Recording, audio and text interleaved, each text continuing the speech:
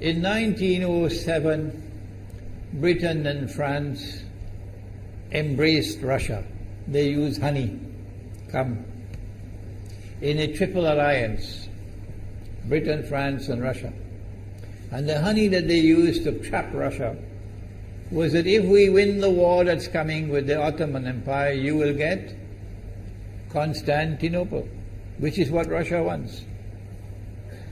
But they promised Russia one thing through the front door, and they took it back through the back door, like what they did to the Arabs. These are people with PhDs in deception. If they tell you that the sun is shining, don't believe them.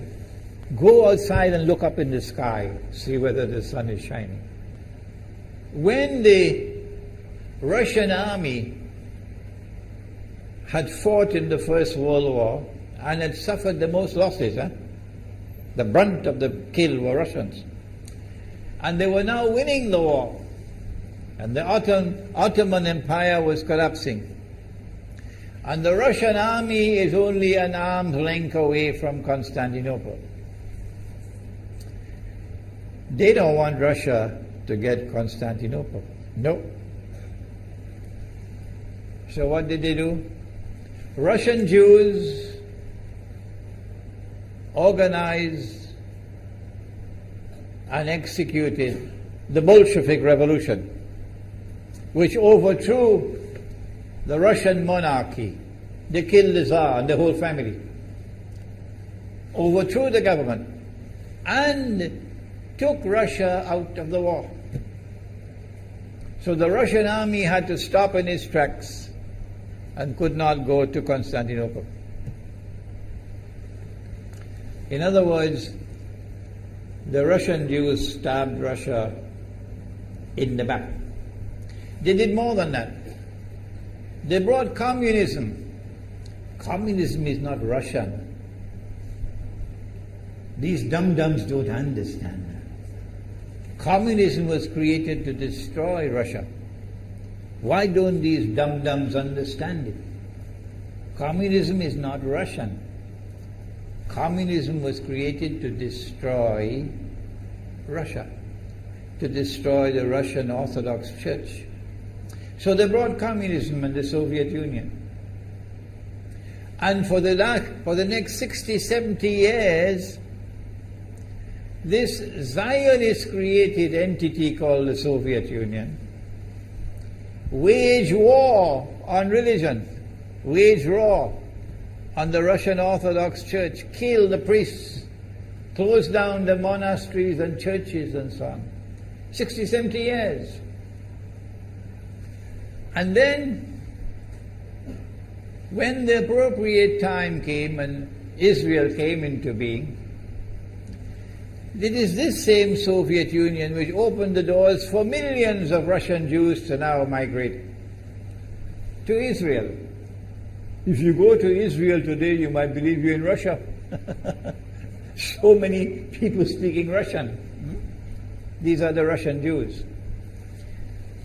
And then the Soviet Union, 6 years after Israel came into being, did something strange and mysterious. Crimea is Russian territory. Crimea is a part of Russia.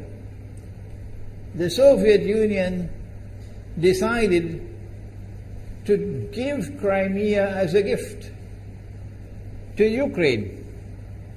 Why did they do that?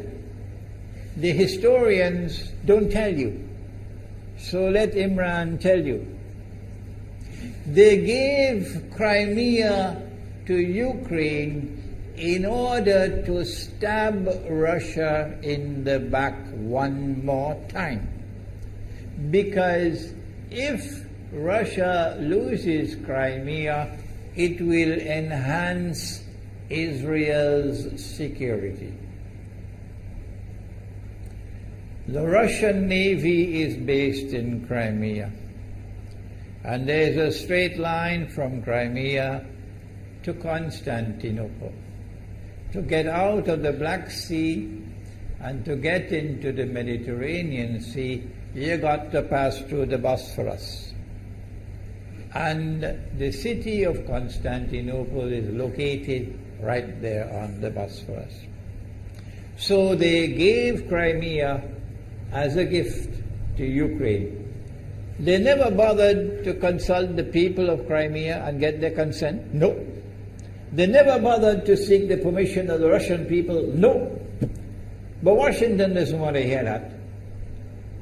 The foolish man who now sits in the White House of the United States, the foolish man who would like to pretend that he's a man of wisdom, he doesn't want to hear.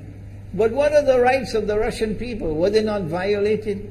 Do they not have the right to correct Iran and recover the territory which was unjustly taken away from them on Israel's behalf?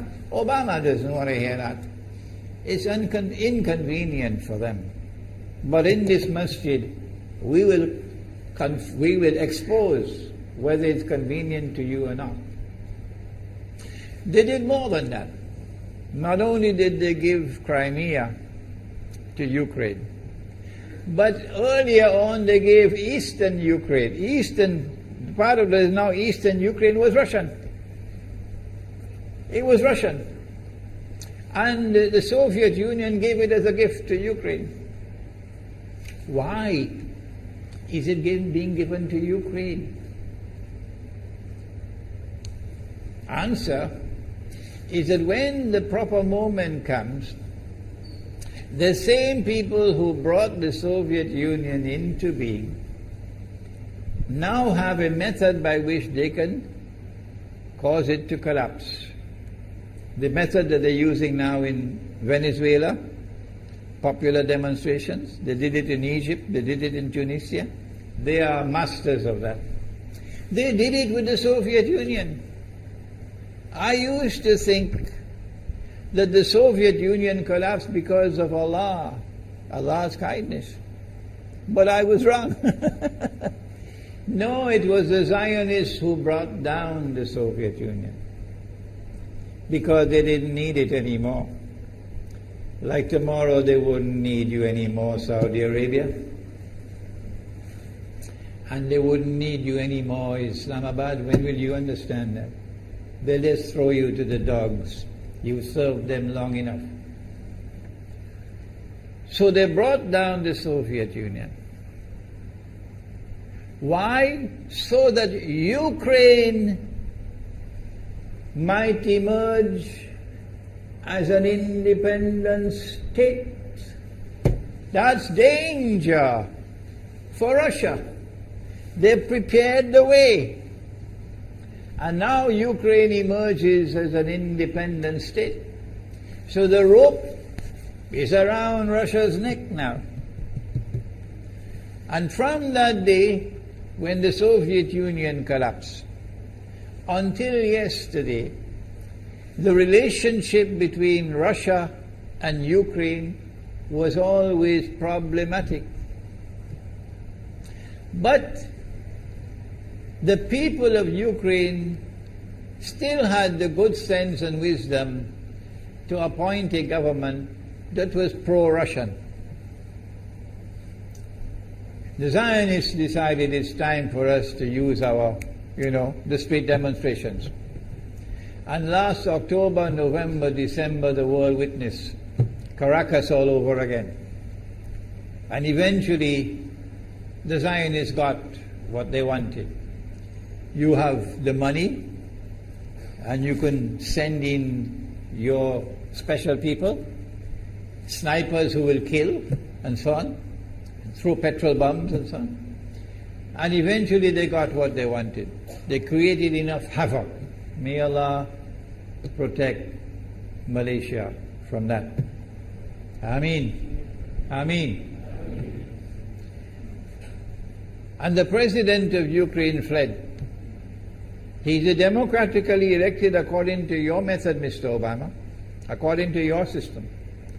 He's a legally elected president of Ukraine. And he had to flee. And these hypocrites in Washington and London and Paris who would like us to believe that they are honorable men. They are not. Instead of standing on the side of the legally appointed president and demanding the rule of law, they all showed their colors as hypocrites in immediately recognizing the new government in Ukraine. The new government in Ukraine is anti-Russian. That's what they wanted. That's why they brought down the Soviet Union, to bring in a Ukraine into being as an independent state, and then to eventually get an anti-Russian government in Ukraine. If by Allah's kindness Putin had not intervened and been so spectacularly successful, this is what the plan would have been. The new government in Ukraine would have joined NATO, and Russia could not stop it. And when the new government in Ukraine joined NATO, NATO will then send its armed forces into Ukraine. It could include nuclear weapons. Then Ukraine will pick a fight with Russia and decide that Russia must now vacate Crimea. Shut down your naval base. The rope is now tightened around your neck. Russia has to put its tail between its legs and withdraw its fleet, Black Sea Fleet, from Crimea. Russia is no longer a naval power. Crick crack, you finish. And Israel will celebrate. That was the master plan. But Allah planned, and Allah's plan was successful. And it is time for the Muslim world to recognize and to see, I cannot influence governments, so what can I do? Don't bother, you waste your time with governments. But the people can understand that this was Allah's plan. They planned, the enemy planned for so long, and at the last moment Allah intervened. And Putin was able to get the people of Crimea to vote in a referendum.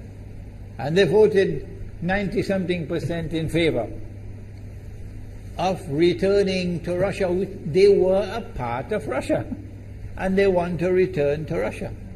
So Putin was successful in delivering to the Zionist movement the first defeat it has ever suffered, significant defeat, in the more than 100 years since the Zionist movement was established. If that is not a sign from Allah, it's time for you to wake up.